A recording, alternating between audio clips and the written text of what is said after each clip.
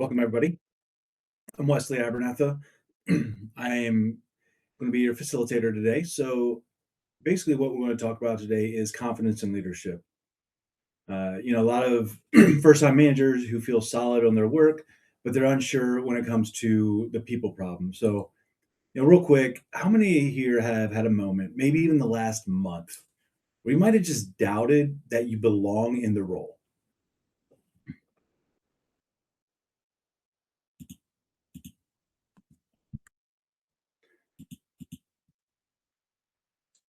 So, let's break that confidence down into two separate areas. We got internal and external. And this just helps us to identify which areas we want to work first, and how to get to that next level. So breaking into internal, external, you have your internal. That's your what gives you that ability to know that you can go into any situation and come out ahead.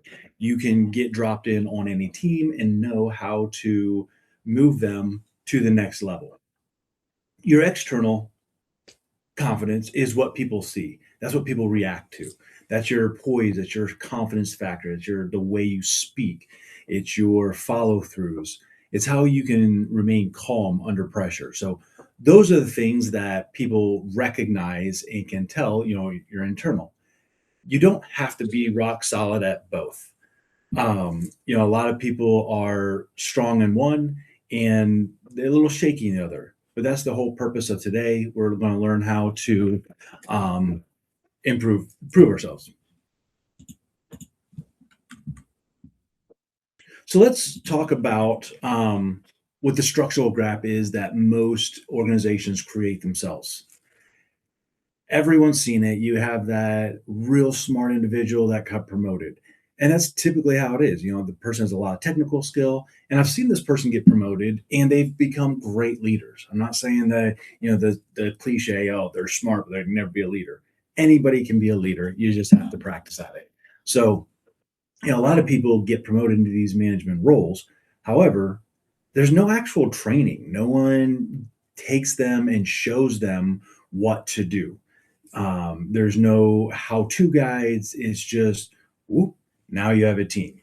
And it's frustrating. It's really hard for somebody to just deal with that who's never been in a leadership position.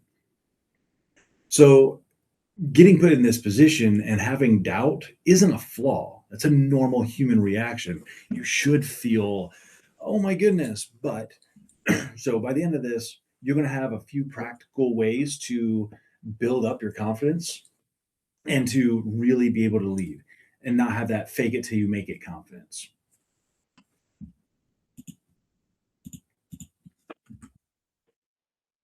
So, as we talked about, confidence is not something that you just turn on and turn off.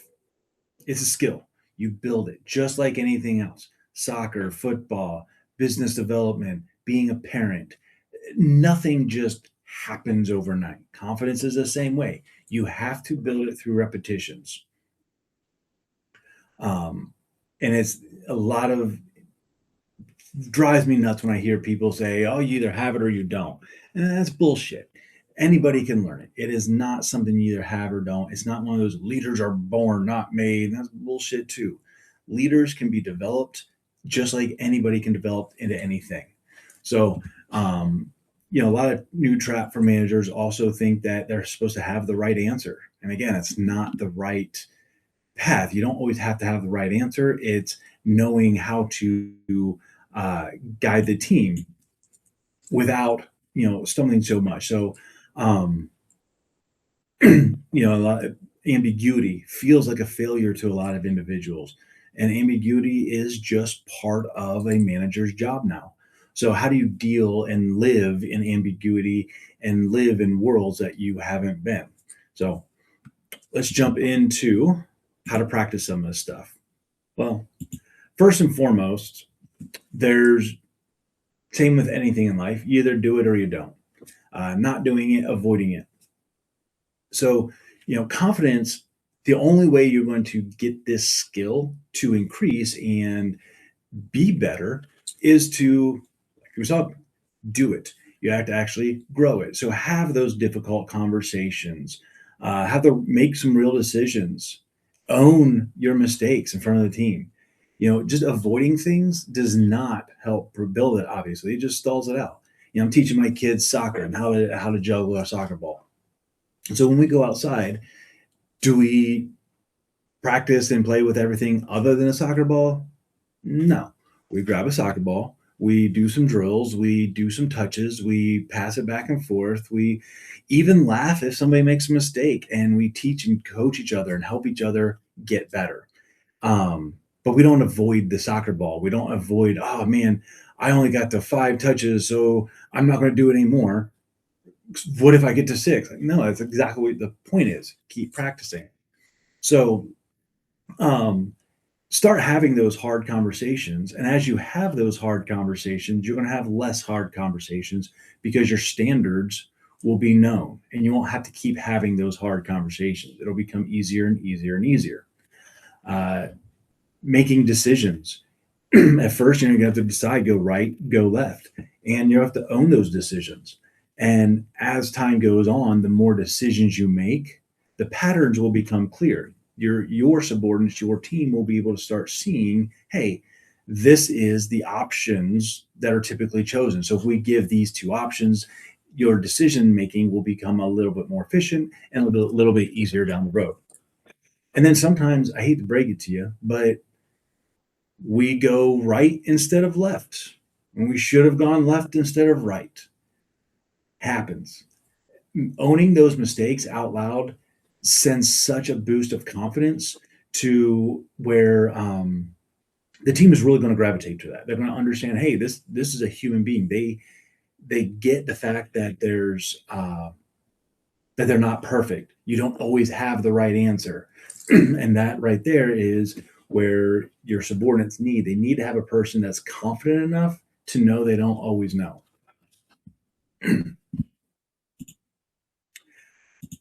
One of the biggest frustrations is going from peer to manager. I've been there. I've seen a bunch of hundreds of other people go through it, and nothing really truly shocks the confidence factor like going from peer to manager. You are having your buddies, and now all of a sudden, it's weird. I don't want to tell my buddy what to do. Well, no, fuck that. You got to. You have to. It's weird for the manager to keep doing all the work. But once your once peer, now subordinate, they want you to succeed. They do. Regardless of what it looks like, the perception, they want you to succeed. Because if you succeed, they succeed. And the team knows that. I was in this organization one time. There's 5 of us, and the manager at the time. There's 5 of the team, and then the manager. And the manager at the time got moved to a different department, different team, and so it's kind of this: Are they going to hire somebody new? Are they going to promote somebody? Um, and so, of the 5 of us, there's 3 of us who really just didn't want the manager job. That's not what they were going for. They had other ambitions. So then it was 2 of us. And I thought it was mine. I thought for sure, I'd been there longer. In my brain, I had the more knowledge, all of it. And I didn't get it. And I was butthurt. I was sad. I ain't gonna lie. Um, but one thing that he did when he did come in and he had us down, he sat us down, he said, listen, yesterday I was your peer, we were buddies. Today I'm your manager, I'm your leader, and we're not buddies anymore. It was a little cold, but it set the expectation. He let us know his expectations. He let us know what we were going to do and what we weren't going to do. He articulated our operating rhythm. He brought us in, but at the end of the day, he acknowledged that the awkwardness of it. He admitted that he didn't know every right answer, but he knew how to get us to the right answer. And it didn't take more than that meeting for me to get over my little sad self and start supporting him. And as a team, we grew, and I grew into a better leader. He grew into a better leader. And it was a good, cohesive relationship that we had. So, um, again, not all leaders have the right answer right off the bat. They just know how to get there. And coming into a peer to a manager situation, it's very important that you aren't just trying to make up answers as you go along because these are your peers, they know you. So you need to start relying on the frameworks and asking the right questions. So, um, over the past week, month, year, whatever, think back of some time that a situation came up that you did not know the right answer, or the leader didn't know the right answer. You moved forward anyway, and everything turned out to be okay. So think about that for a second, um, and just remember that not every situation needs a specific answer. Some situations just need a little guidance out.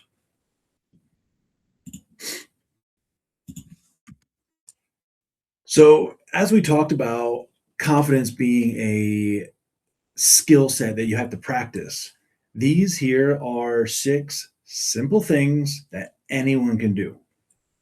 You can do it whether you're a project manager, you're a supervisor, you're an executive, it doesn't matter. What matter, these are simple things that really show a leader's true capabilities. Showing up prepared every time. This is an easy one. This is one of the cheapest things you can do. Um, it sets that pattern of dependability. People start looking at you as you are dependable. You are somebody that thinks ahead. You're strategic. So show up prepared every time. Um, make sure that if you have one-on-ones or you have a big meeting coming up, you're thinking about that meeting. You're preparing. Do if there's a slide deck to read ahead of time, look at the slide deck ahead of time. If you are supposed to do something for a meeting, do it. Practice low stakes feedback first. That is, I remember I was um, uh, pretty new at managing, and I really wasn't good at giving feedback. Yeah, I can give the praise. Oh, you did great. You did great. You did great. But I was really hard at giving, hey, you need to improve this area. And so, um, one of my one of my peers, kind of is like, hey, well, let's just practice together. And I was like, pick something out and just tell me what I'm good or bad at. And so again, we just started practicing each other. Low stakes. I started being like, oh, well, you need to improve this, and you sometimes give me a different, an obstinate person or a super friendly person. Kind of we role play back and forth, but find a person you can practice with. Then take some of those and maybe an Excel. You wanted it dark blue instead of light blue. Little things like that. Hey, can you actually change the color? Like, I like what you did there. Can you make it a little different or something? Just very low stakes feedback where people aren't going to get offended or upset. And so it gives you that area, that pool to uh, start getting your toe wet. Setting expectations and saying them out loud is critical. It Meetings fall apart, projects fall apart, teams fall apart. This is one of the single-handedly biggest mistakes that people don't do, is not set and say expectations out loud. Um, I was had his team, and came up with a great vision. I was able to do these things, but I noticed that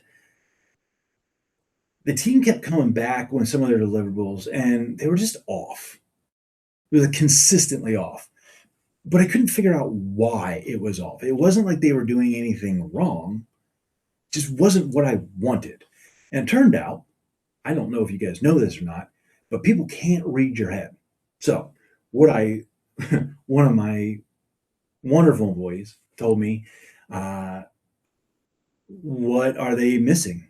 Like, what's missing the mark? So we started brainstorming, started looking through it. And it's like, well, like this, they should know this. I said this, they should just jump to this level. And she's like, so you want them to read your brain. Like, that's not possible.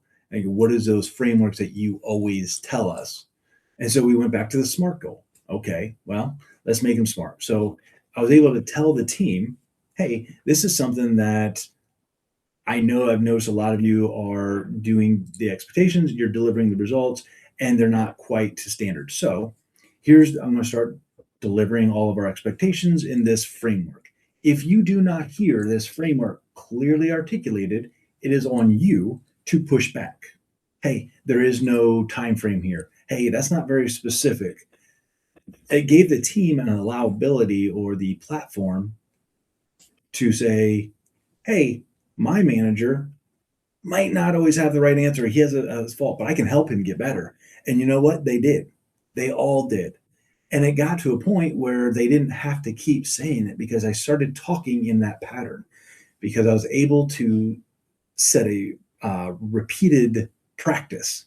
Like I knew I wasn't good at it. So I had someone help me get better. I practice. Signal progress regularly. You have to have status updates. You have to let people know where you are on the needle. If the needle moving forward, here's the vision. How is the team getting there?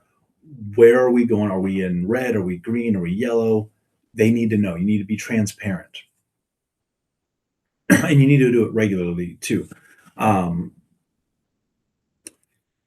One of my favorite things about being a leader is one-on-ones. This is where when I was in the military, it was treated very seriously. It was something that was drilled into me that, one on ones are not a check the box. This is a time for a human being to get real feedback, to grow in their career. You get to really impact someone's life during a one on one. And I take it very seriously. It's one of my favorite things to do.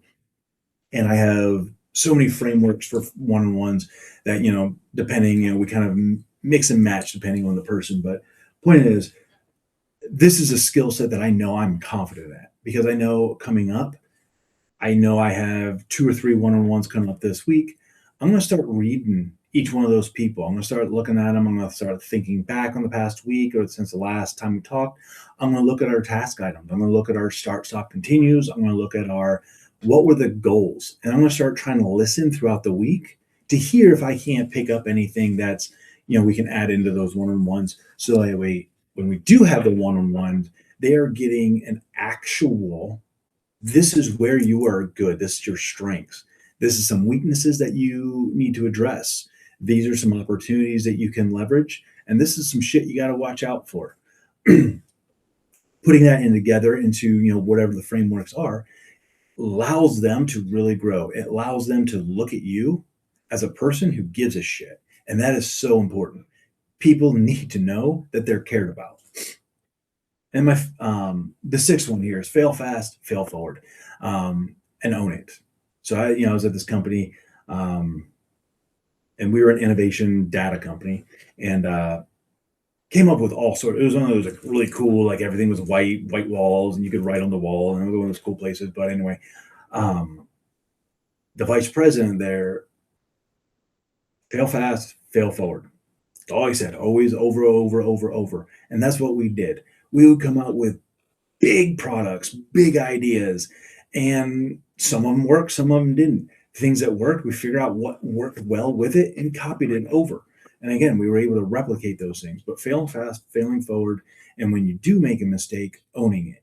Um, a lot of people just think that they have to have all these right answers, but people rally behind people who are able to be vulnerable, able to own their mistakes. And if I made a mistake here, if I said, "Hey, we need to go left," and I charged hard left, and I led us right to a cliff, not over the cliff, but just to a cliff. Shit, guy, my bad. All right, this is what I did. I chose left because of this reason. Now I know, given the circumstance, if we have this choice again, I know now to go right because of X, Y, Z. So owning those things, getting those helps build your confidence. It helps people view you as a human being. So which one of these do you actually do already? Which ones do you are good at? Which ones do you need help with? Setting expectations was a low for me. I needed to work on that. Having in real one-on-ones, not. I was able to take my one-on-ones, write a paper on it, write some paper books on it, and actually take that skill and teach other people that skill.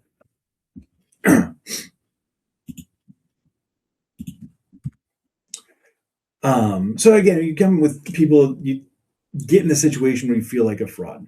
There's a lot of situations that really drive home that fraud mentality. And one of the worst is being compared to a more experienced manager. It's going to happen. It, where you can combat this is again looking at the strengths of that manager.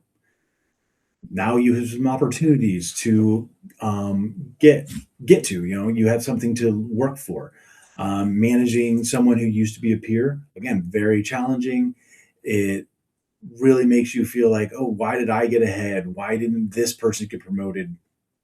It gives you that complex. Having to deliver hard messages. Sometimes, oh man, like, what if they didn't really mean it? You give yourself all these excuses, and the fact of the matter is, hard messages need delivered. You can't avoid it. So, what are some ways we can get past some of this? Is reconnect. First of all, every single person I've ever hired, I've trusted, I've liked. I think you come into organizations, typically new hires come into organizations respected. You know, people don't hire people thinking, this person's going to suck. That's not why people hire people. So you come in. So your idea isn't to sit here and try and put yourself above. It's to maintain that. Why did they hire you in the first place? What was the actual evidence that you were chosen to be this leader? Think about it right now. Write it down.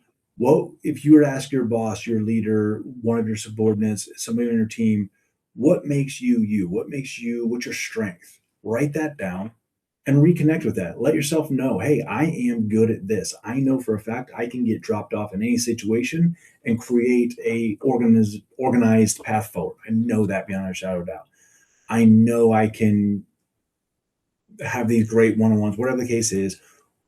Figure out why you were chosen and what separated you from your peers in the first place. Then start identifying what those areas are. Is it internal? Is it something inside where you need to work on? Maybe you need to read some more topics. You need to get more ingrained into a technical skill. Read some more self-help books, things like that. It's your internal. So your external. Do you need to practice some of your facial expressions? Practice some of the way you sit and hold yourself. Again, some of these things are not things that you can just turn on and turn off. They are repeatable patterns that you'd have to build.